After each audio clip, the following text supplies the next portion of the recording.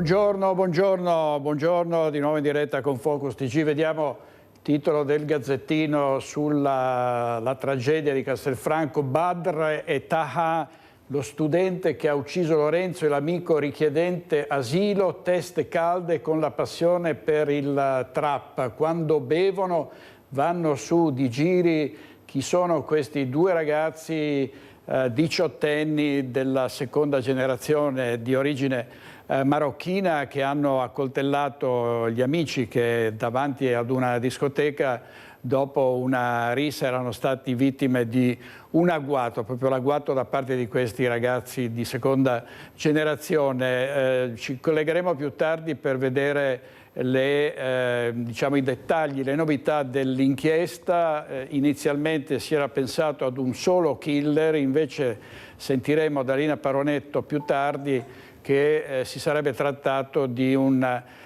accoltellamento fatto dai due ragazzi. Ciascuno dei due ragazzi avrebbe sferrato delle coltellate alla vittima e al ferito grave che per fortuna sarebbe fuori pericolo. Poi vi daremo tutti i dettagli. Intanto torniamo alla tragedia, sentiamo soprattutto quanto hanno detto ai nostri microfoni i genitori del ragazzo ucciso. La giustizia sì. Si aspettate giustizia per Lorenzo? Mio figlio non torna più! Va bene, dopo ci sentiamo. La disperazione di mamma Ioana, straziata dal dolore a forza di chiedere solo giustizia per il suo Lorenzo che le è stato strappato a soli 20 anni. Insieme a lei il marito Vasile. Voglio capire e voglio avere una risposta giudiziaria, una risposta chiara dal magistrato di tutti quelli che stanno seguendo il caso. Lo avevano salutato sabato sera, 40 euro in tasca per trascorrere una serata in discoteca, ma Lorenzo non è più tornato. Non puoi andare in discoteca, Troppo giovane. portarlo a casa su una bara.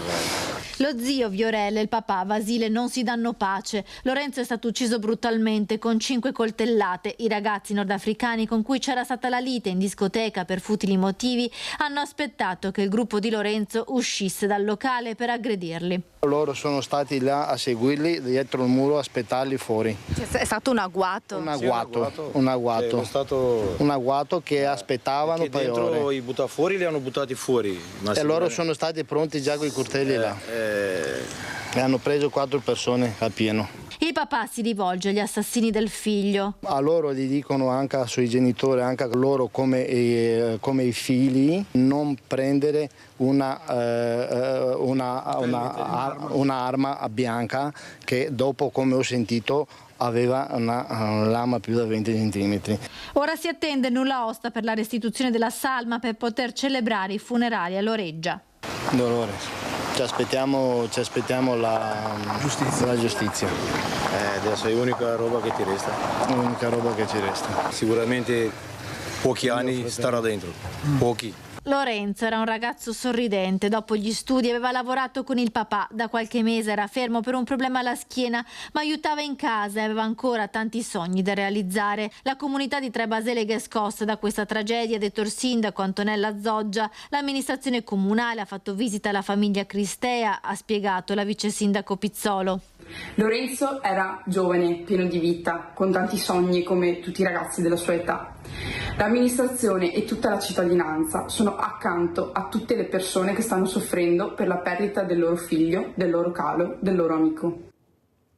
Ecco, vi dicevo che sono gravi le condizioni di Alessandro Bortolami, uno dei due giovani che sono stati accoltellati nella rissa di Castelfranco, però è fuori pericolo, questa è la buona notizia, e noi siamo andati a Zero Branco dove il 22enne vive con la famiglia. Ovviamente ancora ora sono ore di angoscia, ma la notizia che sarebbe fuori pericolo ovviamente ha fatto tirare un sospiro di sollievo. Sentiamo. Siamo noi la famiglia di Alessandro, non vi diciamo nulla. Solo chiederle come sta. Non lo sappiamo oggi pomeriggio. Non se la sentono di parlare i genitori di Alessandro Bortolami. Per loro sono ore d'angoscia e di attesa, divisi tra la loro abitazione di Scandolara di Zero Branco e l'ospedale di Castelfranco, dove il figlio lotta tra la vita e la morte. Nella rissa in cui è rimasto ucciso Lorenzo Cristea, Alessandro, 22 anni, è stato raggiunto da 3 coltellate al torace e una all'addome. Sottoposto ad un delicato intervento chirurgico, si trova ricoverato in prognosi riservata nel reparto di terapia intensiva del nosocomio castellano. Le sue condizioni, seppur gravi, restano stabili. Quanto accaduto sabato notte ha sconvolto la piccola comunità di Scandolara, dove la famiglia Bortolami è molto conosciuta. Io non oso immaginare cosa stanno provando i genitori di Alessandro e i genitori di Lorenzo, che purtroppo non ce l'ha fatta, perché è una tragedia totale. Soprattutto io ho 2 figli che sono più o meno coetanei e questa cosa mi tocca personalmente. Dico la verità, non ho ancora avuto il coraggio di sentire i genitori di Alessandro, lo farò come abbiamo sempre fatto. Sotto shock anche chi, come questo ragazzo, conosce Alessandro sin da quando erano piccoli. Io lo conosco da una vita, non c'è mai stata una stretta amicizia, insomma, però essendo che abita qua vicino a me, l'ho visto al campetto, poi abbiamo giocato a calcio insieme da piccoli, quindi sì, lo conosco, insomma. Quando hai saputo di quello che era successo? È stato abbastanza scioccante, perché comunque è un ragazzo bene o male della mia età e essendo che lo conosco, diciamo, ha fatto il suo effetto. Siete adesso tutti in angoscia sperando che arrivino buone notizie dall'ospedale? Certo, speriamo per il meglio, insomma. Un'attesa che coinvolge tutta la comunità di Zero Branco, che spera in un rapido miglioramento delle condizioni del 22enne. Stiamo tutti quanti fremendo nell'attesa che arrivi effettivamente una bella notizia dopo questa situazione così tragica che ha colpito e ha scosso veramente tutta la comunità. Ieri era un rincorrersi di richieste, di voglia di capire i motivi di questa che è una vera e propria tragedia e che speriamo però nel caso di Alessandro possa risolversi al meglio, insomma, quindi con il pieno recupero da parte sua. Insieme ad Alessandro, nella notte di violenza, altri 2 giovani sono rimasti feriti, fortunatamente in modo non grave. Emanuele, 18 anni, e Alessandro, 19, entrambi di Castelfranco. Il primo ha riportato una lieve ferita alla scapola, ritenuta guaribile in 10 giorni. Già domenica sera ha potuto lasciare l'ospedale, mentre l'amico è ancora nel reparto di ortopedia di Montebelluna per una lesione al bicipite sinistro. Per lui la prognosi è di 20 giorni. E come vi dicevo, i 2 ragazzi, di seconda generazione di origine marocchina, sono entrambi di Montebelluna. Ovviamente c'è molta impressione nella città per la morte di un ragazzo di appena 20 anni. Il sindaco Bordin dice non si può morire dopo una serata in discoteca, e ora tra l'altro si temono faide tra gang rivali. Vediamo. Vivono da tempo nel comune di Montebelluna il 19enne e il 21enne arrestati dopo il delitto che si è consumato davanti alla discoteca Baita al Lago. Badr Rouaji ha ottenuto la cittadinanza italiana, mentre Taha Bennani è marocchino ma in regola col soggiorno perché è richiedente asilo. Sono entrambi incensurati. Nel comune oggi cittadini increduli per tanta violenza ma anche preoccupati. Il sindaco Bordin non ha mezzi termini per i suoi concittadini. Una notizia ovviamente terrificante che insomma ha sconvolto credo ben oltre il trevigiano. Io mi auguro semplicemente che le pene siano certe, siano severe, perché non si può pensare di morire accoltellati in discoteca alle 3 di mattina, una cosa inconcepibile umanamente per la nostra comunità, almeno questo è quello che penso. Le pene quindi devono essere non solo punitive ma anche da fungere da deterrente nei confronti di coloro i quali purtroppo si macchiano di reati raccapriccianti. E in queste ore di angoscia per la sorte dei feriti e per la morte di Lorenzo Cristea, anche la preoccupazione che si possa scatenare una faida. Il gruppo che si è affrontato a Castelfranco sarebbe composto da diverse etnie. Il clima già teso potrebbe diventare incandescente e far scattare qualche regolamento di conti in un territorio dove si sono registrati già aggressioni fra giovanissimi. Io sono convinto che le nostre autorità, le nostre forze dell'ordine faranno tutto il possibile e immaginabile per fare in modo che ciò assolutamente non accada, perché non deve assolutamente accadere. Il pensiero, tiene a precisare il sindaco, va ora alla famiglia della vittima e ai giovani in ospedale. Servizio di Daniela Sizia, torneremo sulla tragedia di Castelfranco anche per capire gli sviluppi dell'inchiesta, ma adesso andiamo a San Giorgio delle Pertiche da Valentina Visentini e da Federico Cibotto per la parte tecnica, per la bomba d'acqua che ha allagato molte strade, ha procurato molti danni a varie comunità dell'Alta Padovana. A te Valentina. Sì, buongiorno direttore, proprio in questo momento il collega Federico Cibotto sta inquadrando la situazione del canale del Fossato che vedete qui. Siamo nella frazione di Cavino, frazione di San Giorgio delle Pertiche, che collega al comune di Campodarsego, e sono i due comuni più colpiti dal nubifragio che si è abbattuto in pochi minuti ieri nel tardo pomeriggio. I canali sono ancora molto alti, l'acqua fa fatica a defluire ed è proprio questo il problema, perché da questa mattina continua a fare delle piogge ad intermittenza, ma se c'è il rischio di un altro forte temporale la situazione potrebbe di nuovo precipitare, perché come vedete i canali non riescono a scaricare l'acqua e sono ancora molto pieni. Qui nel punto dove mi trovo io in questo momento le strade ieri sera erano completamente allagate, vedete ci sono ancora le transenne che sono state posizionate per la chiusura di queste strade. Qui per esempio l'accesso è riservato solo ai residenti, quindi il traffico è regolato. Molte le strade che ieri sera sono rimaste chiuse, che sono andate completamente sott'acqua, da via Anconetta, via Margarise, Punara, Brenta, Bosco San Giorgio. In via Lardona, dove c'è stata la situazione più critica perché è una strada di grande passaggio, c'è un sottopasso e qui molti automobilisti, circa una quindicina, sono rimasti intrappolati, incastrati nelle auto e sono stati soccorsi dai vigili del fuoco che sono intervenuti. C'è ancora qualche garage allagato, ma gli interventi dei vigili del fuoco sono in fase di risoluzione. Quello che preoccupa, come vi dicevo, è la situazione dei canali che sono al limite. Con un'altra forte pioggia, ci ha detto il sindaco di San Giorgio delle Pertiche, potrebbero tornare ad allagarsi le strade, quindi c'è preoccupazione perché appunto l'acqua continua e fa molta fatica a defluire. Venendo qui abbiamo visto ancora molti campi allagati e quindi questa è per il momento la situazione. Si confida nel meteo e nella speranza che insomma non ci siano ancora forti temporali come quello avvenuto ieri sera. Io vi restituisco la linea, ma prima vi lascio con il servizio e con il bilancio dei danni.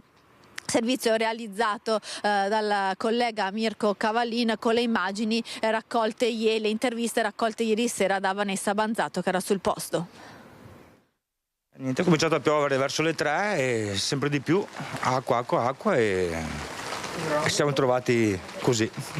Praticamente la casa allagata? Sì, casa, soggiorno, cucina, tutto allagato, sì, 5 cm di acqua dappertutto e niente. Ma è la prima volta che succede una cosa del genere? Era proprio la prima, è già successo una decina di anni fa, la stessa cosa. Vabbè. Danni? Danni, mobili, solito, insomma, quello che c'è per terra, divano, frigo, insomma, solito. Certo è che c'è preoccupazione. Insomma sì, perché se ogni volta che piove 2 ore ci troviamo in queste condizioni, insomma, un po' preoccupante la cosa, no? La conferma su quanto avvenuto tra Campodarsego e San Giorgio delle Pertiche nel pomeriggio di lunedì 5 maggio arriva anche dai dati dell'ARPAV. Il grafico certifica un accumulo che alla mezzanotte aveva superato i 100 mm, con il picco più alto tra le 16 e le 18. Alle 4 è iniziato a piovere, anche a grandinare, e è stata una bomba d'acqua. Si sono riempiti subito i fossi e il nostro impianto idrico che abbiamo, le pompe funzionano, però c'era tanta acqua che le pompe non riescono a dare il giro e quindi siamo... In più i fossi pieni, secondo noi le idrovore sono partite in ritardo. I vigili del fuoco hanno effettuato una ventina di interventi, principalmente per prosciugamenti e soccorsi a persone in difficoltà. Il mancato deflusso nei fossati ha causato problemi ad una quindicina di automobilisti che sono rimasti bloccati nei loro veicoli e sono stati soccorsi in via Lardona a San Giorgio delle Pertiche. Quasi metà delle strade comunali sono andate sott'acqua a causa della bomba d'acqua scaricatasi in meno di un paio d'ore sul territorio. Inizialmente ha investito la parte del capoluogo, la zona di Torre di Burri, di via Anconetta, Conetta, che peraltro è una delle principali strade di attraversamento dell'Alta Padovana, quindi creando notevoli disagi anche alla circolazione stradale, oltre che ovviamente ai residenti, quindi tutte le persone che tornavano a casa. Purtroppo la situazione è drammatica per via di moltissima acqua che è caduta nella fascia oraria del tardo pomeriggio. In pochissimo tempo? Parliamo di quasi 8 centimetri d'acqua per metro quadro, quindi davvero una valanga d'acqua che fa fatica a defluire. Pensate che i fiumi, il nostro territorio è attraversato da Tergola, Muson dei Sassi, Vandura, Piovego, e sono tutti bassi e la gente non comprende perché l'acqua non defluisce, ma il problema è che ne è caduta davvero tanta. È come versare in una vasca da bagno 10 metri cubi, è ovvio che tracima. Ecco, questo è il problema che abbiamo avuto. Un grazie grande alla Protezione Civile di Campo San Piero, di San Giorgio, che si sono attivati e sono venuti. Allora, questa è la situazione del maltempo nell'Alta Padovana, però maltempo anche nel Veneziano e anche in altre province. Stanotte ha piovuto un po' in tutto il Veneto, così come era stato previsto dall'ARPAV. Vediamo le grandinate nel Veneziano, vediamo. Una violenta grandinata si è abbattuta nel primo pomeriggio su Spinea, Mirano e Maerne. Piccole palline di ghiaccio miste ad acqua che in poco tempo hanno ricoperto strade e piazze imbiancandole. A Mirano la piazza era completamente ricoperta.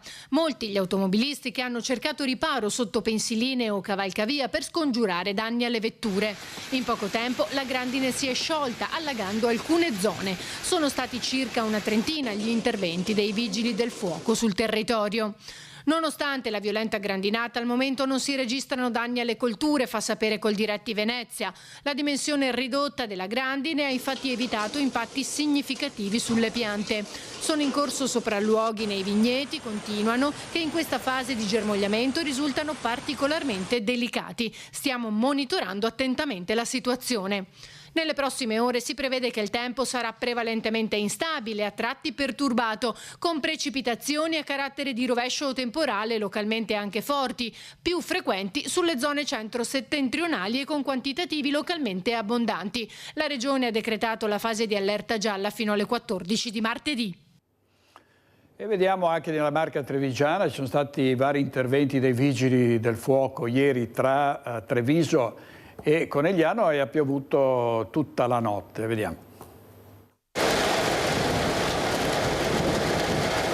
Vento forte e pioggia, in alcuni casi mista grandine, hanno caratterizzato il pomeriggio d'allerta gialla in buona parte della Marca Trevigiana. Una quindicina di interventi dei vigili del fuoco per alberi caduti e ramaglie sulle strade, soprattutto nel capoluogo, dove poco dopo le 2 si è registrato un vero e proprio nubifragio. Pompieri in azione anche a Conegliano, Preganziol, Ponte di Piave, Villorba, Codogné.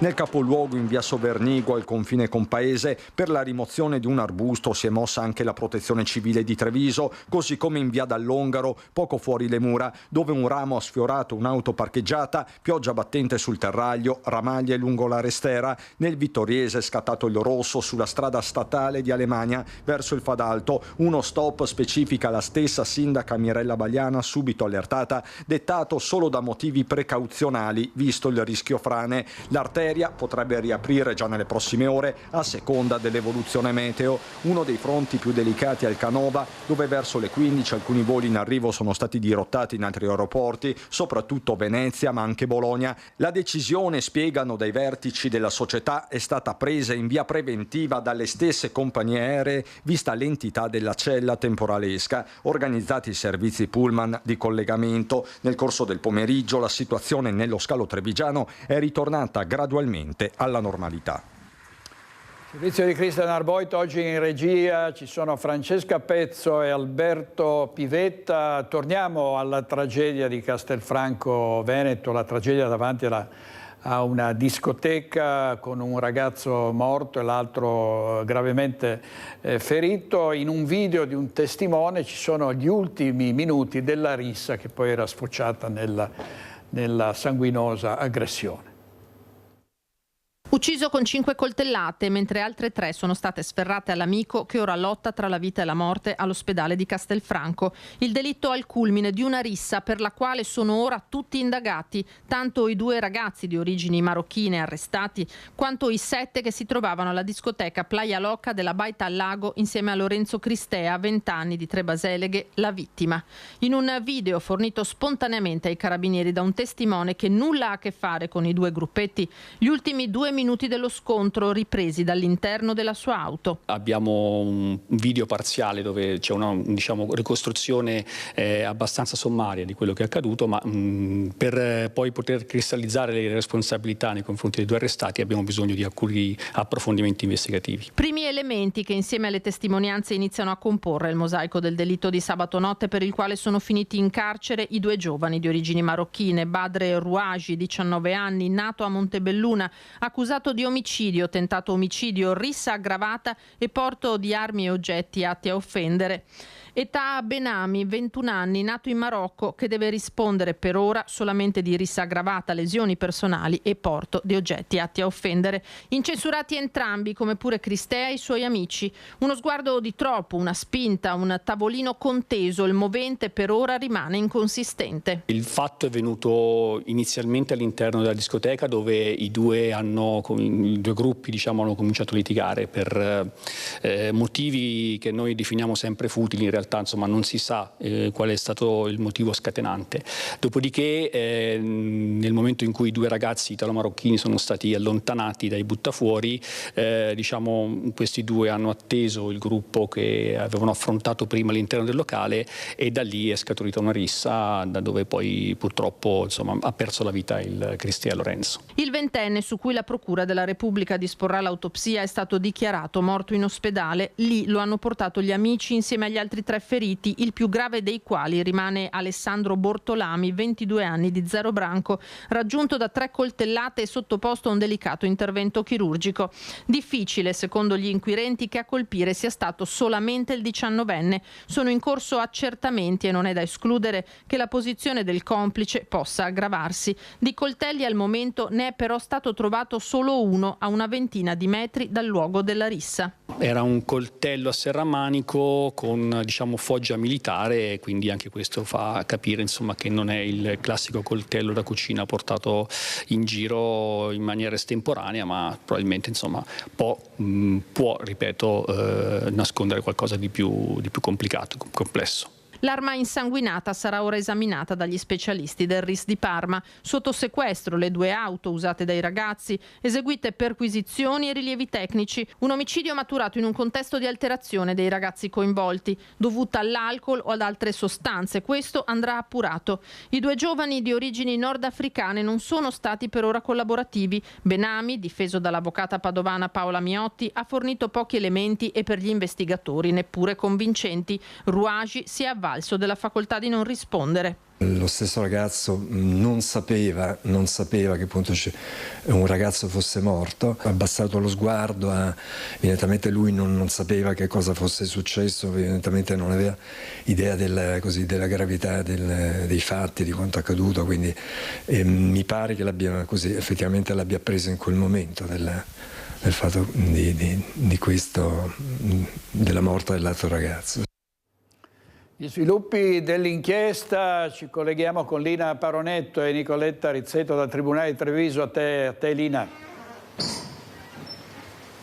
Buongiorno direttore, eccoci. Abbiamo da poco terminato di parlare con il procuratore della Repubblica Marco Martani. La novità principale, che già in qualche maniera anticipavamo nel servizio che è appena andato in onda, è che la Procura ha deciso di estendere a entrambi i ragazzi le pesanti accuse di omicidio volontario aggravato in concorso, aggravato peraltro dai futili motivi, tentato omicidio, lesioni volontarie, porto di armi od oggetti atti a offendere, il coltello nella fattispecie, rissa aggravata. Quindi non solo il 19enne come Rouaji, accusato di omicidio volontario, tentato omicidio, ma anche il complice. Questo perché? Probabilmente perché, come dicevamo, nel servizio si stanno mettendo insieme, ricomponendo i vari tasselli di questo mosaico e via via che si raccolgono testimonianze e si compiono gli accertamenti emergono ulteriori dati. Ieri pomeriggio il pubblico ministero Caprarola ha sentito uno dei ragazzi feriti, probabilmente è arrivata l'indicazione che a sferrare delle coltellate non è stato solo il 19enne ma anche l'altro ragazzo che era con lui, e quindi la procura è convinta che ci sia una seconda arma sulla scena di questo delitto, di cui 2 ragazzi sono riusciti a sbarazzarsi prima dell'arrivo dei carabinieri sul posto. Domani dovrebbero svolgersi gli interrogatori di garanzia. La richiesta della procura è quella di convalida naturalmente degli arresti e di custodia in carcere di questi 2 soggetti che vengono definiti di alta pericolosità. Domani, appunto, abbiamo detto, in carcere a Treviso, dove sono rinchiusi, il GUP Biagetti dovrebbe incontrare questi 2 ragazzi. Uno, come avevamo già detto, si è avvalso della facoltà di non rispondere nelle prime ore, vedremo se domani deciderà di parlare. L'altro aveva fornito informazioni che venivano considerate poco significative, poco utili, anche poco convincenti. Verrà eseguita naturalmente anche l'autopsia sul corpo di Lorenzo Cristea, sarà con tutta probabilità affidato l'incarico all'anatomopatologo Alberto Furlanetto, che dovrebbe svolgerla appunto nelle prossime ore. Il procuratore della Repubblica Martani ha avuto parole dure su questo ennesimo fatto di sangue che riguarda dei giovani, ha fatto più di un riferimento all'omicidio di via Castelmenardo, anche se il contesto è totalmente diverso. Qui siamo di fronte a ragazzi che non si conoscevano prima, che per qualche spinta, qualche sguardo, un tavolino conteso all'interno del locale hanno aspettato fuori l'altro gruppetto, parliamo dei 2 ragazzi italo-marocchini, hanno aspettato all'esterno l'altro gruppetto, si sono avvicinati con intenzioni evidentemente minacciose, ne è scaturita la rissa e poi sono partite le coltellate. Ecco, Martani parla di reazione sproporzionata a quello naturalmente che era successo, di escalation preoccupante di violenza giovanile, e ha detto, facendo un ragionamento più generale, anche di un senso evidentemente di impunità di questi giovani, di questi ragazzi, che magari solo poi in seconda battuta si rendono conto anche di quello a cui vanno incontro di fronte ad azioni di questo genere. Abbiamo sentito l'avvocato del 19enne dire: ha abbassato lo sguardo, non si era neppure reso conto di averlo ucciso, eppure le coltellate sferrate sono tante, quasi una decina, quindi capiamo anche noi insomma qual è lo scollamento dalla realtà di questi giovanissimi che compiono evidentemente azioni di questo genere. Io direi a questo punto, direttore, che sostanzialmente questi sono i principali aggiornamenti qui dalla procura. Con Nicoletta Rizzetto restituiamo la linea allo studio. Grazie molte davvero a Lina Paronetto e Nicoletta Rizzetto. E vediamo, ieri sera tra gli ospiti c'era anche il professor Mirko Casteller, psicologo, psicoterapeuta. Sentiamo cosa ha detto. Ha parlato di un triangolo della morte: Treviso, Padova, Vicenza. Questi casi appartengono soprattutto a italiani di seconda, terza, quarta generazione. Raramente sono presenti italiani di prima generazione. Ma perché lì? Perché lì?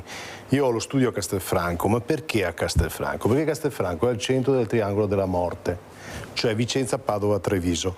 Lo stiamo monitorando come dati, è una delle aree con la percentuale di aggressioni, femminicidi, forme di devianza più alte nel nord Italia. Vicenza, Padova, Treviso. Vicenza, Padova, Treviso. I dati sono, basta confrontarli, insomma.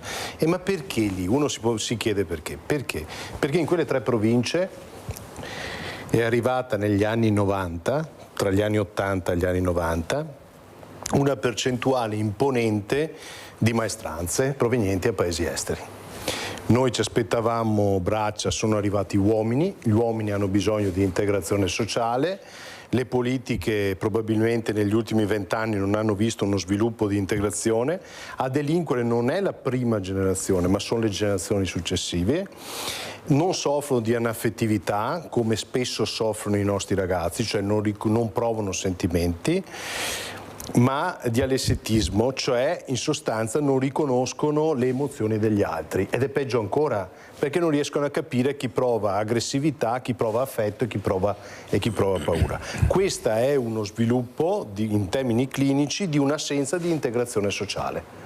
Non sono integrati, è come l'olio sull'acqua. È vero, a scuola si cerca di integrarli, ma le logiche religiose, antropologiche dei paesi di provenienza, loro le assorbono comunque e sono presenti. Mentre i genitori di prima generazione hanno vissuto in quelle realtà e avevano un distacco reale rispetto a una forma dissociativa che vivono qua, i giovani no.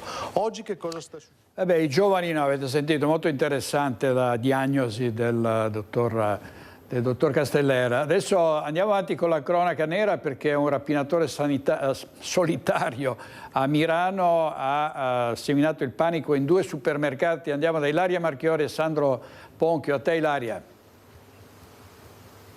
Sì, buongiorno direttore, buongiorno ai nostri telespettatori. È successo ieri nel tardo pomeriggio, quando è terminata la violenta grandinata che si è abbattuta anche sul Milanese. Ebbene, quest'uomo, probabilmente di origine nordafricana, si è recato prima in questo supermercato, questo Prix di via Pertini qui a Milano, e una volta terminata questa rapina si è recato a circa 1 chilometro di distanza, dove c'è un altro discount, ovvero l'Ins.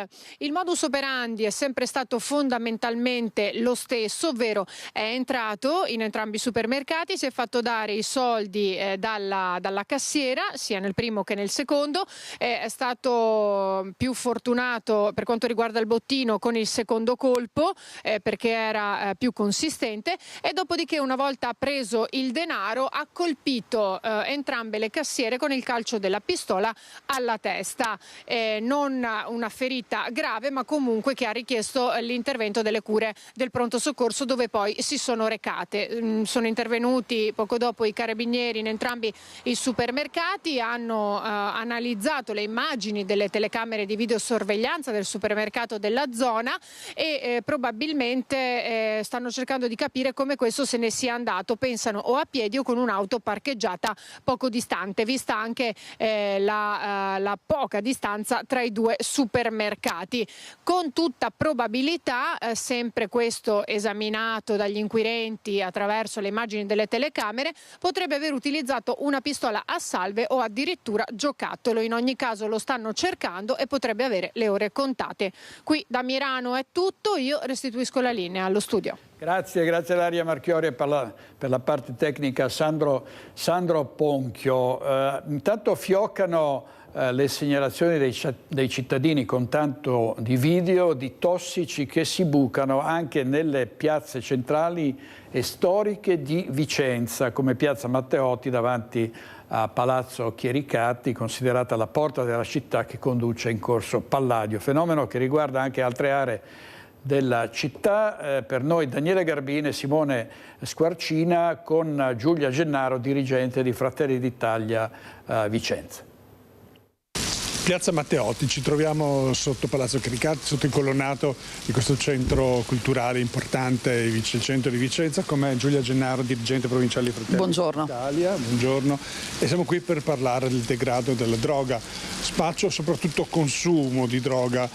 Continuano a ripetersi i fatti e segnalazioni di cittadini che proprio attestano, anche con documenti, video e in foto, il ritrovamento di siringhe, di materiale lasciato da tossicodipendenti e soprattutto immagini proprio che ormai sembrano non facciano più scandalo, proprio di tossicodipendenti che si stanno drogando proprio alla luce del sole. Uno di questi risale a domenica, vero Giulia Gennaro? Ecco, lei è stata testimone. Esatto, sì, domenica mattina proprio presto, quando c'era il culmine di passaggio delle famiglie con bambini, c'era un tossico proprio qui vicino al colonnato che si stava iniettando dell'eroina. Ecco, un episodio che è stato anche riportato da cittadini, di cui lei purtroppo è testimone anche di altri episodi. Ricordiamo quello per esempio di Piazza San Lorenzo, dove c'erano i genitori indignati per il ritrovamento delle siringhe, ma anche di altri episodi. È un problema che non è più isolato, è un problema diffuso a Vicenza. No, in realtà è un problema che prende tutta la parte del centro storico, ma anche dei quartieri, perché ci sono stati dei ritrovamenti anche ieri nel parcheggio di Viale Criccoli di un'altra siringa che mi è stata segnalata da un'infermiera dell'ospedale, e le ho detto di chiamare subito la polizia locale per venirla a recuperare. Ecco, per due di cronache abbiamo ricevuto anche la segnalazione di altri cittadini dalla parte opposta di Corso Palladio, ci riferiamo in Contrada Portanova, dietro i Giardini Salvi, dove è una zona dove stabilmente ormai i tossicodipendenti si appartano proprio per consumare le dosi di stupefacente. Anche lì commercianti e residenti sono indignati. Questa volta proprio è arrivato un video di due persone proprio sedute sui gradini che si stanno proprio facendo proprio incuranti dei bambini, soprattutto ricordiamo lì una zona anche di passaggio di studenti che vanno a scuola, di genitori e nonni con i bambini proprio davanti a questo episodio. Non è più tollerabile, lo dicono in tanti e lo dice anche Giulia Gennaro, ma in questo caso cosa si può fare? Che il problema è complesso, ma sembra che sia impossibile intervenire al di là di una vigilanza magari superiore delle forze dell'ordine. Non ci sono gli strumenti per poter frenare almeno questo comportamento. No, in realtà purtroppo non c'è neanche la cultura nel nostro paese di intervenire in primis a livello sociale, perché il problema sociale poi scaturisce sempre e comunque in un problema di sicurezza. Faccio l'esempio di Milano. A Milano hanno investito soldi sia comunali che regionali in unità speciali che vanno proprio ad assistere questi tossici nel loro percorso magari di recupero o percorso comunque di accompagnamento, in modo che non vadano ad arrecare danno ai cittadini per bene. Quindi faccio un semplice esempio. Ci sono questi peer supporter, si chiamano proprio così, sono delle persone che sono uscite da un percorso di dipendenza, di malattia mentale o altro, di problematiche comunque gravi, che sono riusciti a venirne fuori e che danno un primo approccio a questi tossici e questi tossicodipendenti e vanno a cercare di convincerli a entrare anche loro in progetti di recupero. Questa secondo me dovrebbe essere la strada primaria, prima ancora di pensare a mettere delle ulteriori forze dell'ordine in campo, perché in realtà poi il poliziotto o la polizia locale può arrivare fino a un certo punto.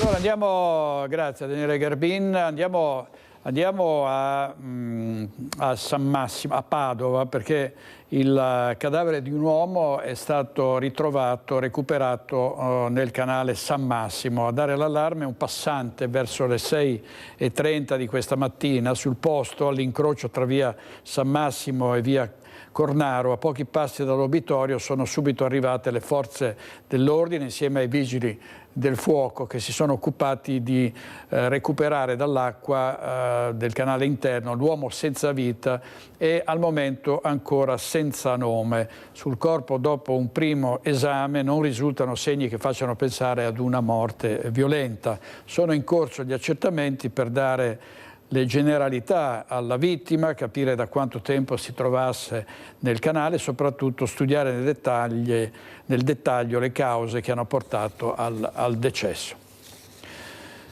Nel pomeriggio al Duomo di Lamon l'ultimo saluto a Riccardo Gaio, il 17enne ucciso dal padre che si è poi tolto la vita in paese lutto cittadino. Una storia terribile, c'è questo povero ragazzo che non c'entrava nulla, è stato assassinato dal padre che voleva vendicarsi dell'ex moglie. Una bara di legno chiaro, un cuscino di fiori di immensa delicatezza come era Riccardo, un germoglio a cui non è stato concesso di sbocciare. Il Duomo di Lamon, gremito in ogni ordine di posto dai compaesani delle tre comunità, Arina, Lamon, San Donato, stretti in un abbraccio discreto alla famiglia del 17enne ucciso dal padre che poi si è tolto la vita il 22 aprile scorso. Dalla chiesa, fuori telecamere e fotografi, la richiesta dei familiari assieme alla preghiera d'essere esentati da condoglianze personali. Per celebrare il rito funebre è arrivato il vescovo di Belluno Feltre, Renato Marangoni. Nel cuore della celebrazione della Pasqua, mentre risuonavano nelle nostre assemblee di preghiera l'annuncio della risurrezione di Gesù, la comunità di Lamon è precipitata in un silenzio di dolore che ha soffocato persino le lacrime. La perdita così tragica di un adolescente non trova ragioni neppure per parlarne. È difficile trovare le parole, lo fa capire Monsignor Marangoni, che accarezza con la fede l'immensa lacerazione d'affetto della mamma di Riccardo, della sorella, dei nonni e dei familiari. Quando il parroco Donivo mi ha inviato la foto del volto di Riccardo, mi sembrava di cogliere nei suoi tratti una immensa delicatezza, come quella di un germoglio a cui non è stato concesso di sbocciare. Il suo sguardo mi ha profondamente commosso. Il sorriso di un giovane adolescente proteso a vivere la vita, ha aggiunto il Vescovo, che ha poi esortato la comunità a volgere lo sguardo ai giovani. È importante per tutti noi questo ascolto del cuore. È il momento per tutti noi adulti di avere il coraggio di guardare in volto questi adolescenti nella stagione primaverile del loro crescere e di lasciarci interrogare da ciò che ancora attendono da noi. Ci vuole il coraggio di riscoprire il dono di essere comunità, ha detto Monsignor Marangoni, per sottolineare l'importanza di essere gli uni vicini agli altri sempre, perché nessuna storia può rimanere estranea in una comunità. In questi giorni a Lamon è partita una sottoscrizione a sostegno della famiglia di Riccardo, la cui anima è stata donata a Papa Francesco. Noi vogliamo pensare che la sua affabilità e la sua tenerezza ti hanno avvolto, abbracciato, donato all'amore più grande. Vediamo un titolo dal giornale di Vicenza. Valdagno, bevono acqua dalle fontane durante la marcia, ha individuato il virus e salgono a 174 gli intossicati. Aumentano le persone che si sono rivolte al pronto soccorso o alla guardia medica di Valdagno con sintomi gastrointestinali dopo aver partecipato a un evento podistico in località Piana. Le analisi confermano la presenza nell'acqua di un virus compatibile con i sintomi. Purtroppo ancora incidenti sul lavoro anche in Veneto. A Brendola a perdere la vita durante il turno un operaio di 58 anni, una persona con una lunga esperienza. L'uomo è finito incastrato in un macchinario per la produzione di cavi elettrici. Raffaele Galano, 58 anni, stimato capo reparto dell'azienda Aristo Cavi di Brendola, ha perso la vita durante il primo turno del mattino. L'uomo verso le 7 sarebbe finito incastrato in un macchinario che lo avrebbe risucchiato per un braccio dopo forse aver accidentalmente perso l'equilibrio. È il primo morto sul lavoro nella provincia di Vicenza nel 2025 e non si tratta di un professionista sprovveduto. L'uomo, con oltre 30 anni di esperienza nella ditta, leader internazionale nella produzione di cavi elettrici con oltre 130 addetti, era capo reparto. Galano era responsabile di una filiera composta da 7 operai che coordinava con scrupolo e attenzione anche sotto il profilo della sicurezza, attestano i suoi colleghi, che sono stati i primi ad estrarlo dal macchinario e a prestare le prime cure in attesa dei soccorsi. Sul posto i medici del SUEM, dopo vari tentativi di rianimarlo, hanno dovuto arrendersi e constatare il decesso del 58enne. La costernazione del sindaco di Brendola, che ha ricevuto subito dopo la drammatica notizia. Mi è arrivata una telefonata di questo incidente mortale presso la ditta Ariston Cavi. Lì sono rimasto abbastanza basito, nel senso che Ariston Cavi è una ditta che ha sempre lavorato molto sulla sicurezza e quindi adesso ho provato a sentire un po' i carabinieri per capire un po' meglio la dinamica e quindi appena sapremo qualcosa di più certo, però ecco, le condoglianze alla famiglia sicuramente del malcapitato, ecco, e le vicinanze anche all'azienda, che so che è un'azienda che ha molto curato sempre la sicurezza. Per il nostro paese insomma è stato come un fulmine nel sereno, perché bene o male insomma incidenti mortali avvengono molto raramente, perché le aziende insomma sono molto attente nel territorio. Sul posto i carabinieri di Vicenza, i vigili del fuoco e gli ispettori dello Spisa hanno indagato per ricostruire le fasi dell'incidente, ascoltando le testimonianze dei colleghi. L'azienda di proprietà dell'industriale padovano Leopoldo Destro, nota proprio per la particolare attenzione sul piano della sicurezza sul lavoro, ha deciso di sospendere ogni tipo di lavorazione e rimandare a casa tutti i dipendenti non coinvolti, in attesa di fare chiarezza sul drammatico incidente. Raffaele Galano, residente a Vicenza nel quartiere San Pio X, lascia una moglie e 2 figli ventenni. Costernazione e dolore nell'azienda e tra i collaboratori dell'operaio morto sul lavoro e i sindacati che confermano la costante con la collaborazione con la direzione, ribadiscono l'obiettivo per ridurre a zero il rischio incidenti. Il rischio zero però in qualche occasione non prescinde dall'imponderabile. Qui siamo in presenza di una persona di 58 anni, 33 anni in azienda, una persona di responsabilità il cui valore era riconosciuto dai colleghi. Preferiamo non dare giudizi su quello che è successo, preferiamo non dare, non cavalcare l'onda sui dati purtroppo ancora drammatici che ci sono. Perché in questo momento ovviamente c'è ancora un'indagine, c'è ancora lo Spisa all'interno che sta verificando che cosa è successo. Quello che conta è che questa è un'azienda in cui, soprattutto grazie all'impegno e alla lotta del sindacato, la sicurezza è diventato un mantra assoluto. Hanno lasciato le dichiarazioni ufficiali al sindacato i colleghi di Raffaele che appena fuori dall'azienda hanno scelto di non parlare al microfono. Del loro caporeparto hanno descritto il carattere solare e la competenza fuori discussione nel suo operare. Purtroppo a volte ci sono delle dinamiche che noi pensiamo con sgomento, è accaduto qualche ora fa, che siano inspiegabili. In realtà a volte si danno per scontati alcuni meccanismi. Questa è un'azienda che investe molto sulla sicurezza, abbiamo protocolli anche interni come sindacato e azienda da seguire, però il fatto è che è accaduto e quindi purtroppo l'ennesima tragedia sul lavoro lascia una famiglia dove oggi pomeriggio e stasera non torna a casa un familiare. E proprio alla famiglia l'azienda Ariston Cavi ha rivolto con una nota stampa la propria vicinanza e le più sentite condoglianze per la perdita di Raffaele Galano, uno dei collaboratori esperti in azienda da oltre 30 anni. Alle autorità competenti la direzione costernata ha offerto massima collaborazione, sospendendo la produzione e mettendo subito a disposizione degli inquirenti i colleghi del 58enne. La prima reazione è stata di assoluto sgomento, io trovo estremamente serio da parte dell'azienda aver preferito rinunciare alla giornata di produzione, mandare a casa quei lavoratori e farli rientrare domani o dopodomani. Credo che sia l'esempio più classico del fatto che insieme dobbiamo lavorare per capire che cosa è successo e insieme dovremo continuare a lavorare per evitare che si possa ripetere. Servizio di Daniele Garbin. A Bassano del Grappa è stata aperta un'inchiesta sul crollo alla scuola Pascoli. Vediamo.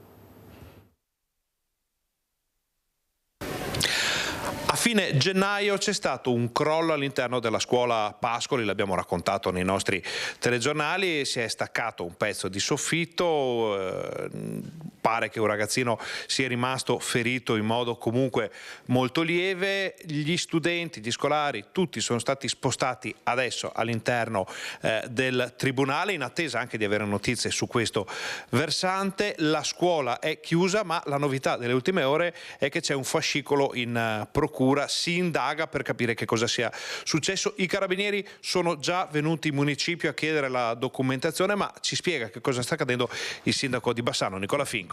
Sì, nei giorni scorsi la Procura proprio ha chiesto agli uffici tecnici tutta la documentazione in merito alla scuola Pascoli. Noi ovviamente abbiamo fornito la massima collaborazione, abbiamo dato tutti gli incartamenti necessari, poi nel pomeriggio hanno fatto anche una perizia all'interno della stessa scuola e in queste ore ovviamente stanno esaminando tutta la documentazione che noi gli abbiamo fornito. Resta da capire con un patrimonio scolastico di una città come Bassano, ma questo potrebbe riguardare qualsiasi sindaco di una città media o grande del Veneto, con tutti i rischi che ci sono, che cosa si può fare e soprattutto cosa volete fare voi con la Pascoli a questo punto?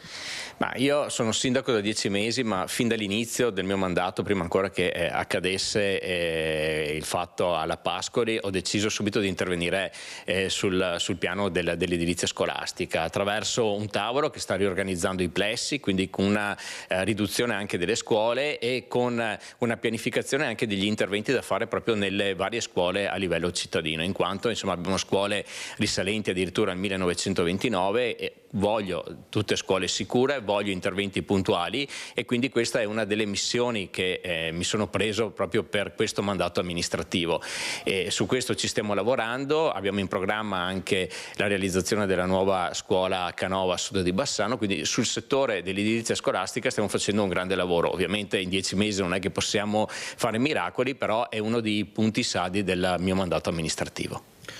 Questa è la situazione in questo momento. Ringraziamo il sindaco di Bassano Nicola Finco per queste informazioni. Ovviamente la faccenda proseguirà e terremo aggiornati i nostri telespettatori. Grazie a Ferdinando Garavello, responsabile della nostra redazione di Bassano del Grappa. Andiamo avanti ancora con la cronaca nera. È stato arrestato un 22enne a Padova che aveva minacciato i genitori colpevoli di avergli negato dei soldi per la droga. In passato era già stato allontanato dalla famiglia e aveva anche aggredito gli agenti di polizia. Era diventato l'incubo dei suoi genitori, li perseguitava con continue richieste di denaro, soldi che utilizzava per comprare droga. Minacce e pedinamenti che già avevano portato ad una denuncia e all'allontanamento da casa del giovane 22enne padovano che è stato arrestato domenica. Il ragazzo infatti, nonostante i provvedimenti, continuava a presentarsi dai genitori minacciandoli, pedinandoli, arrivando anche ad aggredirli mandandoli in ospedale. La coppia di 60enni ormai viveva un incubo in un perenne stato di ansia e timore per la propria incolumità. Il figlio 22enne aveva comportamenti sempre più aggressivi dovuti all'abuso di droga. Durante uno dei tanti interventi della polizia lo scorso settembre aveva minacciato di morte gli agenti. Vi taglio la gola, non state tranquilli quando siete nelle vostre case, vi faccio come hanno fatto in Germania, aveva urlato il ragazzo ai poliziotti. Un'escalation di violenza ma anche di richieste sempre più pressanti di denaro via messaggi e con continue telefonate. Il ragazzo, quando era minorenne, aveva già avuto una denuncia per maltrattamenti in famiglia. Il giudice ha così disposto l'arresto non solo per i maltrattamenti ma anche per stalking e lesioni gravi nei confronti dei genitori.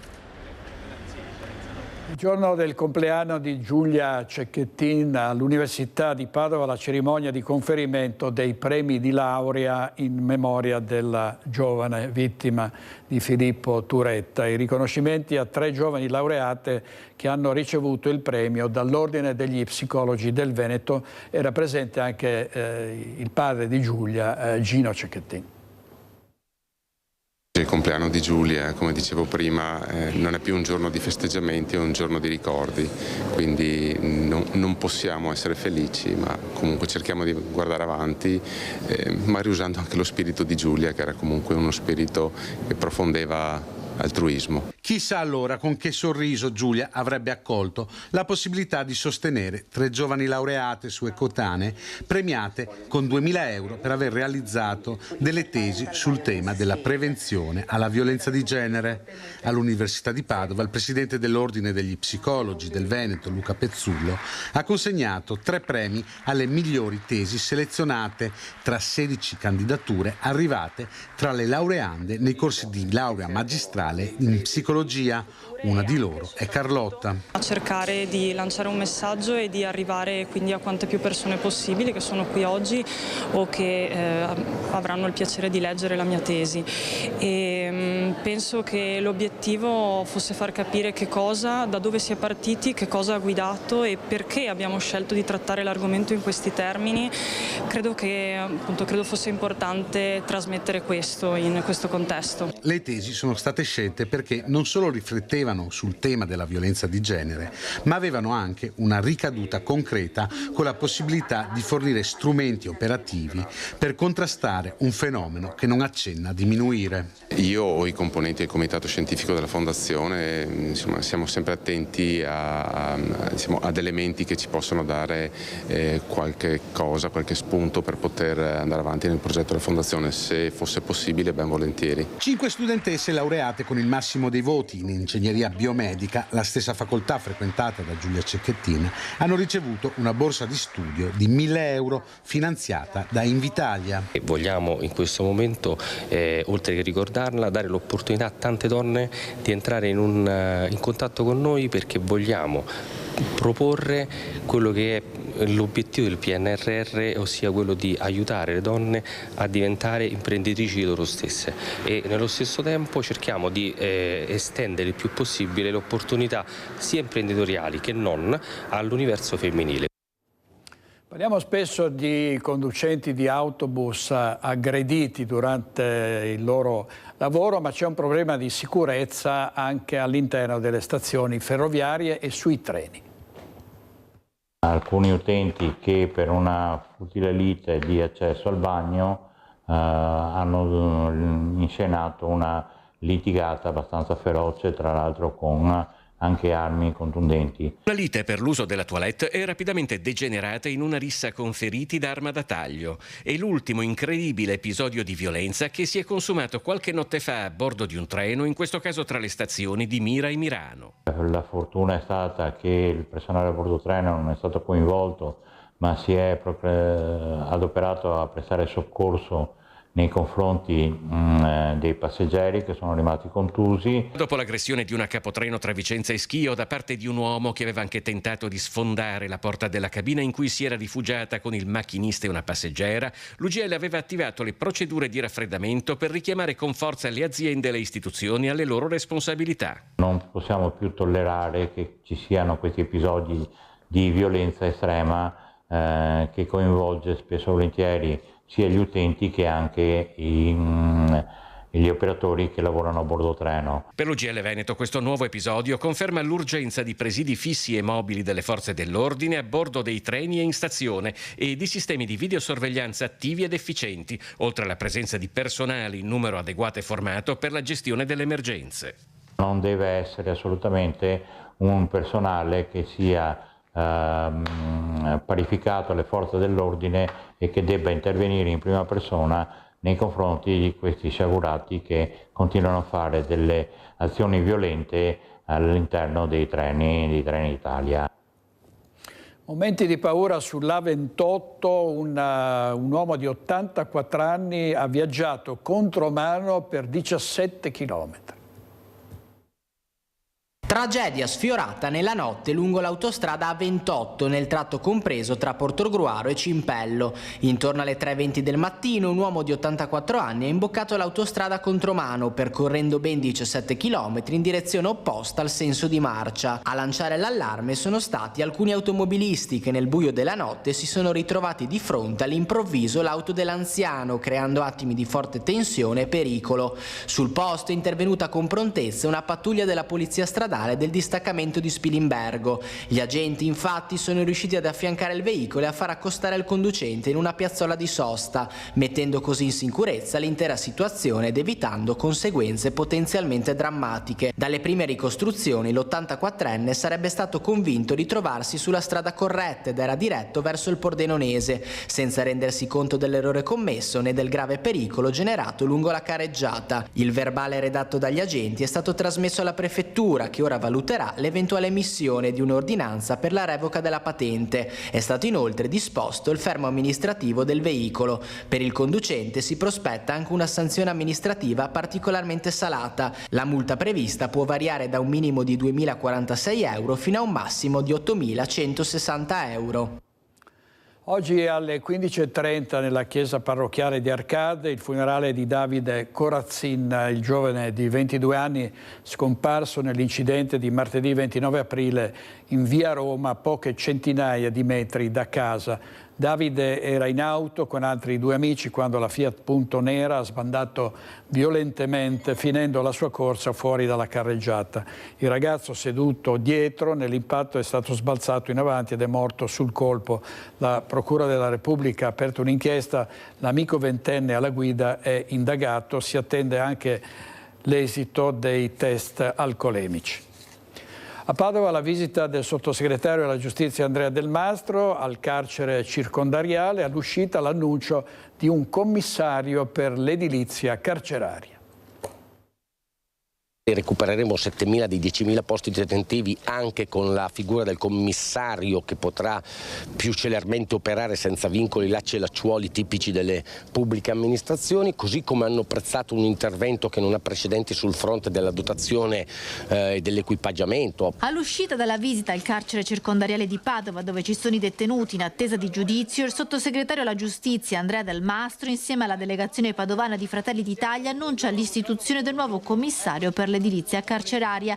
255 milioni investiti, potenziate anche le risorse per il personale. Una situazione complessa per le carenze di organico che abbiamo ereditato dal passato, in una col sovraffollamento che costituiscono un mix esplosivo sotto il profilo della sicurezza, ma uomini e donne della polizia penitenziaria hanno ben accolto i risultati del governo Meloni, oltre 10.250 assunzioni finanziate in solo 2 anni e 6 mesi di governo. Se tutti i precedenti sottosegretari avessero fatto altrettanto, oggi parleremmo di sovraffollamento di polizia penitenziaria e non di detenuti. Dalla relazione della Corte dei Conti sul piano carceri, però, l'analisi che emerge evidenzia situazioni critiche di sovraffollamento carcerario che soprattutto in Veneto, Lombardia, Puglia, Campania, Lazio e Sicilia assumono contorni ai limiti dell'emergenza. Il sottosegretario Del Mastro risponde così. Abbiamo ereditato una situazione per la quale nel passato non garantivano neanche il turnover dei pensionamenti.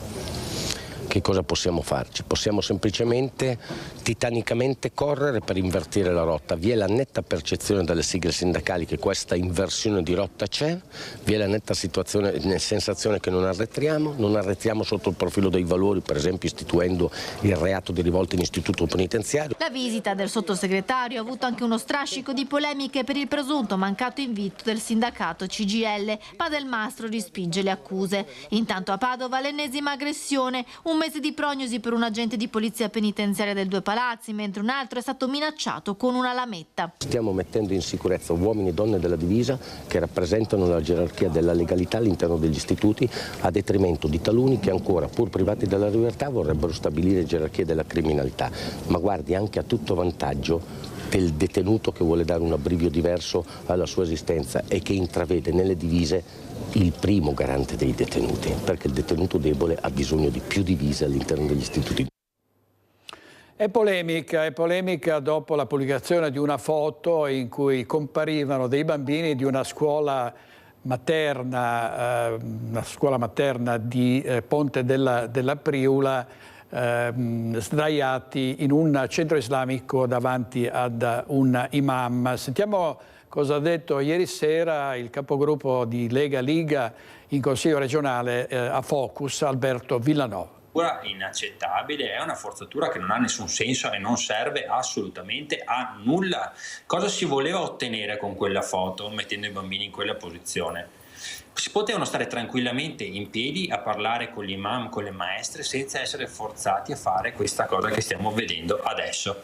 Secondo me veramente il buonismo sta raggiungendo, il politicamente corretto stanno raggiungendo delle vette veramente impensabili, perché una cosa del genere, una visita del genere secondo me avrebbe senso con ragazzi di 14-15 anni dove si possono capire quello che stanno affrontando, dove possono decidere, ma dei bambini di 4-5 anni che livello di consapevolezza possono avere della situazione che stanno vivendo in quel momento lì. Io credo sia stata la volontà di provocare questa situazione, la volontà di fotografare i bambini in quella posizione lì, perché sono state fatte anche 2 foto, non una sola, sono state pubblicate sui social, e secondo me i bambini vanno lasciati fuori da questo tipo di propaganda di cui nessuno sente il bisogno e che sinceramente mi fa veramente arrabbiare tantissimo, perché sono situazioni, io lascerei fuori i bambini da questa propaganda religiosa, ma propaganda anche nei confronti del politicamente corretto che ha stufato. Stiamo per non scontentare qualcuno, stiamo veramente tralasciando quelli che sono degli elementi basilari per non creare delle tensioni inutili. Questo Villanova ieri sera era presente anche il professor Francis Contessotto della FISM, che ha detto non c'è stata la volontà di portarli a pregare, ma sono stati accompagnati e poi per emulazione si sono inginocchiati come gli altri bambini islamici. Andiamo in pubblicità 3 minuti e poi avremo ospite qui in studio l'architetto Francesco Gostoli. A tra poco.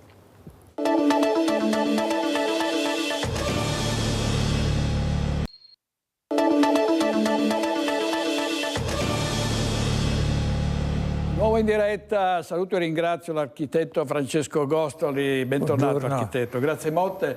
Abbiamo parlato tante volte con l'architetto Gostoli di come cambia l'architettura, di come cambiano le città e come cambiano anche le visioni dell'urbanistica. Questo è il libro, la copertina, Francesco Gostoli a contrasto.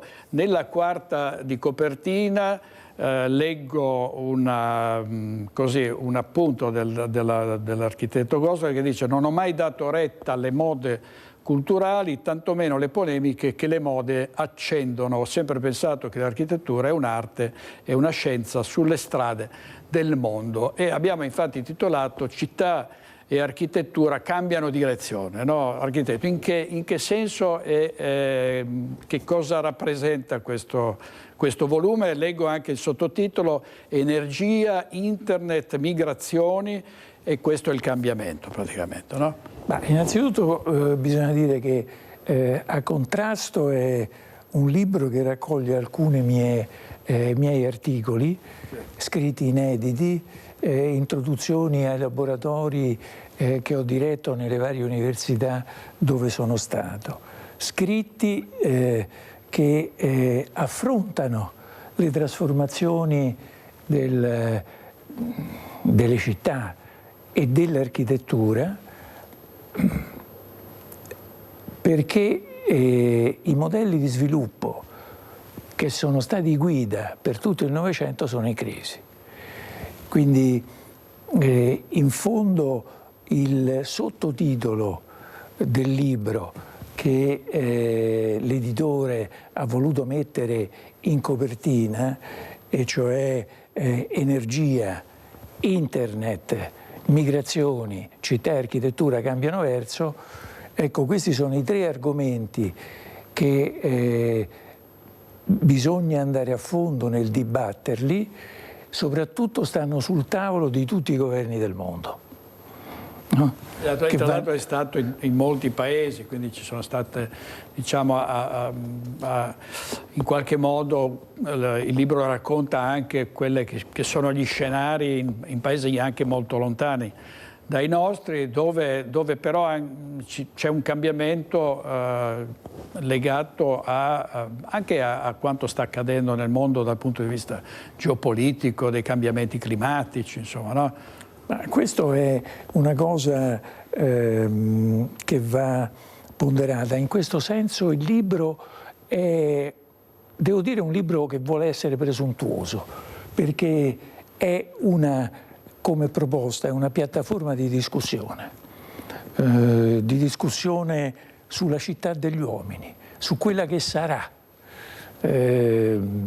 perché, ripeto, i modelli che hanno costituito riferimento, quelli del movimento moderno, che hanno tenuto banco per tutto il Novecento, anche se nella seconda parte del Novecento c'è stato un degrado sia dell'urbanistica sia dell'architettura, devo dire, sono in crisi, non costituiscono più riferimento. Quindi questo non è, pur essendo una raccolta di miei testi del passato, non è un remake, no? Dicevo che questi argomenti sono sul tavolo dei governi, ma la cosa che va compresa è che sono cambiate le culture, le politiche, i costumi e le persone, delle persone, e che rappresentano in questo momento comunità che non hanno nulla a che vedere col passato. Ovviamente tranne il DNA degli uomini e l'essere degli uomini, la storia degli uomini. Io, attenzione, non sono un nuovista, No? In uno degli articoli che sta nel libro La città degli uomini scrivo che ciò che cambia ha significato non solo rispetto al futuro, ma anche al passato. Il nuovo ha tradizioni profonde. Faccio l'esempio e porto ad esempio due personaggi, Brunelleschi e Michelangelo. Brunelleschi, quando vinse il concorso per voltare la croce di Santa Maria del Fiore, che aveva un diametro inedito, cioè abbastanza vasto, capì subito che con le centine, cioè con la tradizione costruttiva usuale, non sarebbe andato da nessuna parte.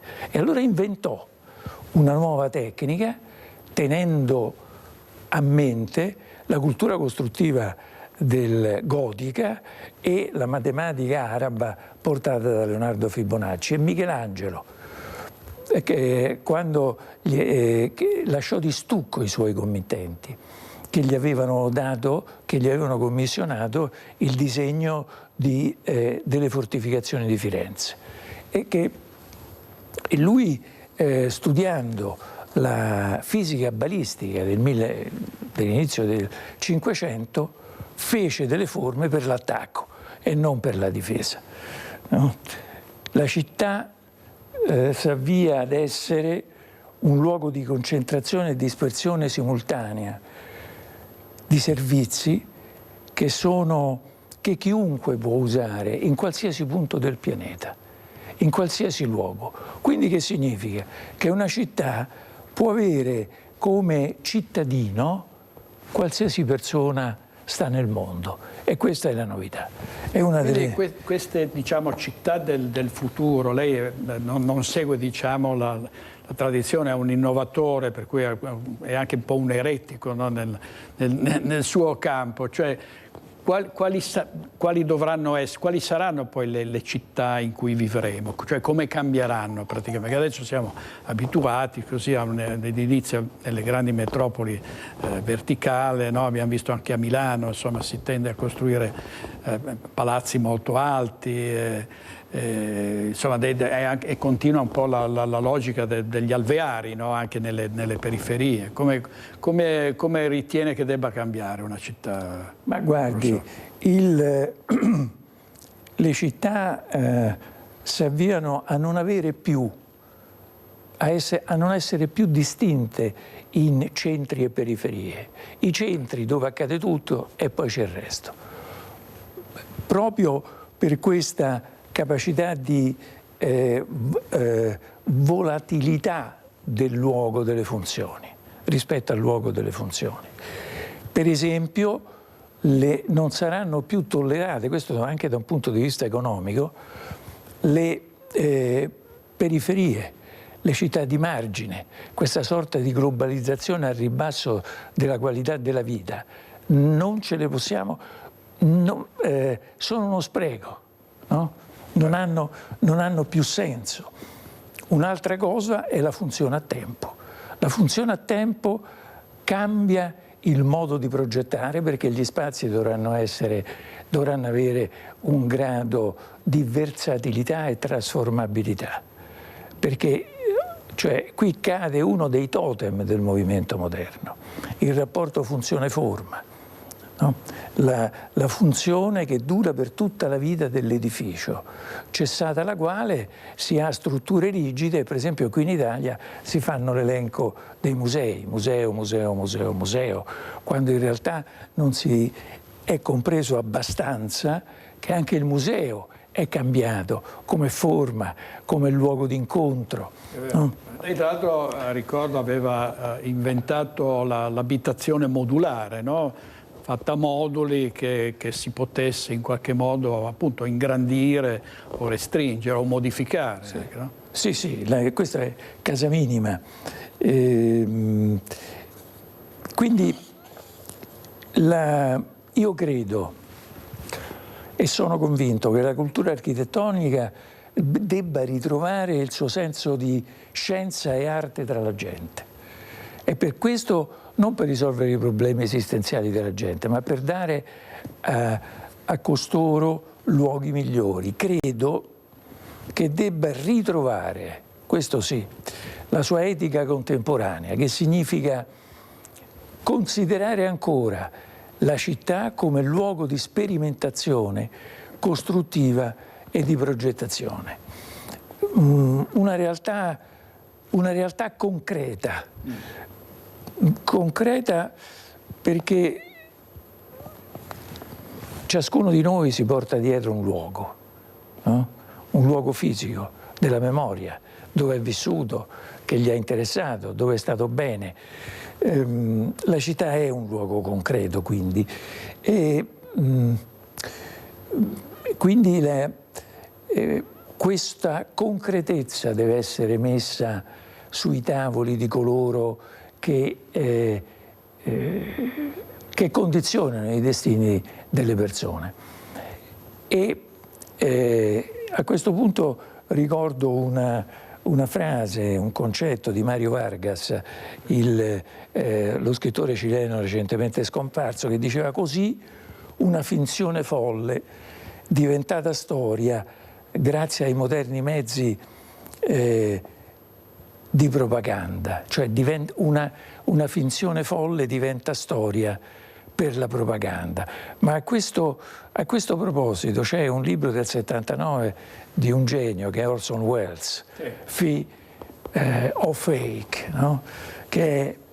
Quindi è necessario opporsi con decisione, secondo me, e con altrettanta concretezza ai modelli urbani che per esempio vengono dalla Cina, che prevede edifici da 20.000 persone.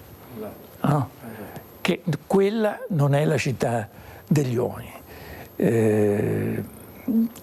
Certo è che quando sento dire ma io non me ne intendo alle persone, no? Io non sono un architetto, non so, ma come? Cioè io non credo che esista un uomo, una donna, no, al mondo che abdichi al proprio spazio, allo spazio dove vuol vivere, allo spazio che ha le caratteristiche che sono congeniali a loro. Ma gli spazi devono essere anche ergonomici, cioè devono avere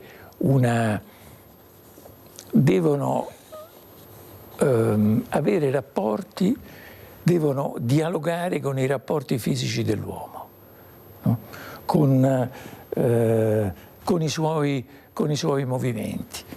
Ergonomici e anche economici, no? Ergonomici e economici. C'è anche il problema. Ma l'architettura vera, cioè l'architettura interessante, è stata anche economica. Io a tale proposito penso sempre all'asilo Sant'Elia progettato da Terragni con 4 soldi e materiali poveri, e ha fatto la storia dell'architettura. Attenzione, perché la cornice entro cui lavora il sistema è quella di un progetto economico.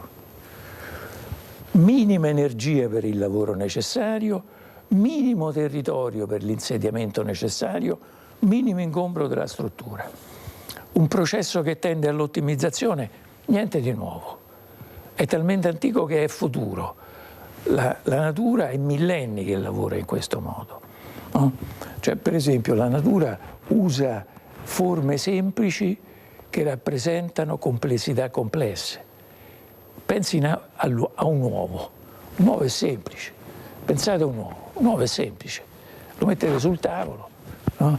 Ed è però che rappresenta la vita, una delle cose più complesse che io conosca, una forma di vita. Ecco, l'architettura è questa, e lo sforzo progettuale sarà questo. Alain Specht, il premio Nobel fisico, premio Nobel della fisica, proprio descrivendo i computer quantici, dice che ci saranno tantissime, migliaia, milioni di informazioni che ci arrivano. Noi dobbiamo saperle discernere, prendere quelle che ci interessano, e allora ci troveremmo di fronte a un fenomeno opposto a quello che disse Newton alla fine della sua vita. Io sono un fanciullo che cammina sulla spiaggia e trova ogni tanto una conchiglia che può interessarmi, un ciotolo ben levigato, ma davanti io ho l'oceano della non conoscenza, ma è lì che sta la ragione della natura. Ecco, noi abbiamo fatto dei passi enormemente avanti. La tecnologia ci aiuta, io la considero uno strumento essenziale per conoscere, per evolverci. Professore, dobbiamo andare in pubblicità, ricordo il titolo, Francesco Gostoli, A contrasto, energia, internet, migrazioni, città e architettura cambiano direzione. State con noi, torniamo subito.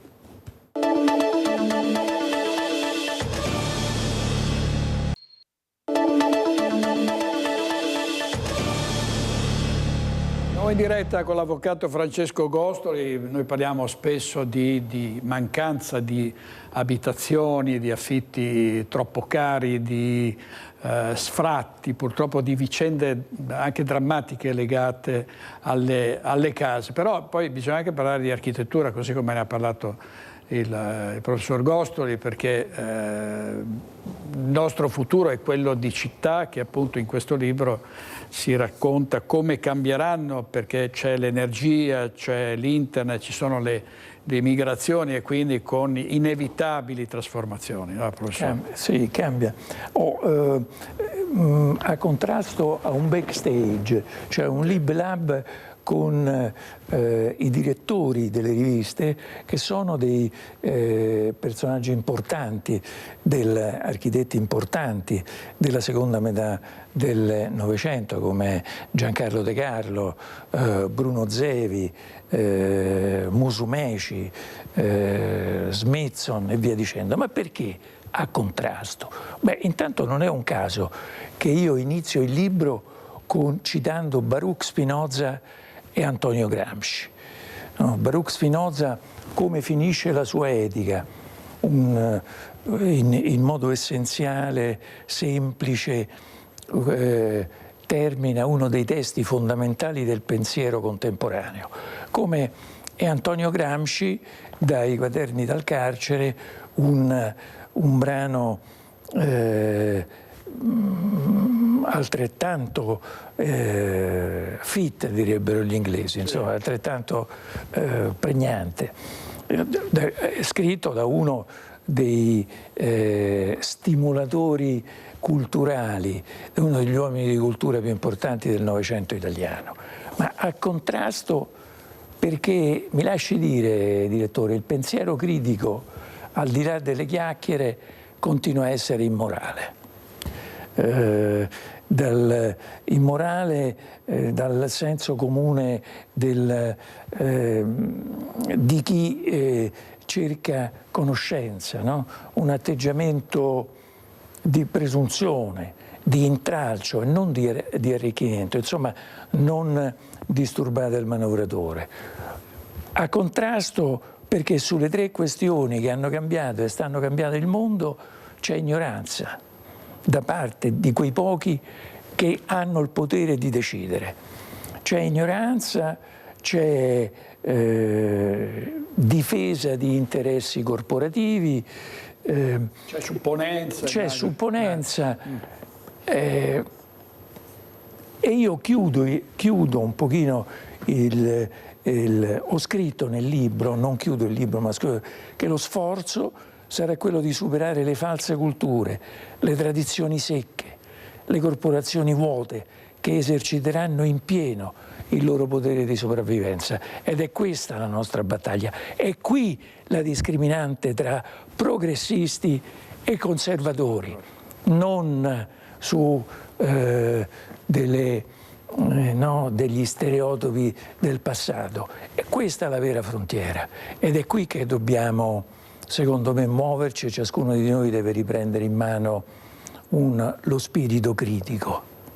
Lo spirito critico che è anche, diciamo, un cardine, dovrebbe essere un cardine delle vere democrazie, no? E invece si vede spesso anche nel campo dell'architettura che ci sono bastoni tra le ruote, ci sono egoismi, ci sono grossi interessi economici che vogliono essere tutelati. La politica in generale, cioè in linea di massima, e aiuta l'architettura o in qualche modo frena l'innovazione, è conservatrice? Guardi, l'architettura è politica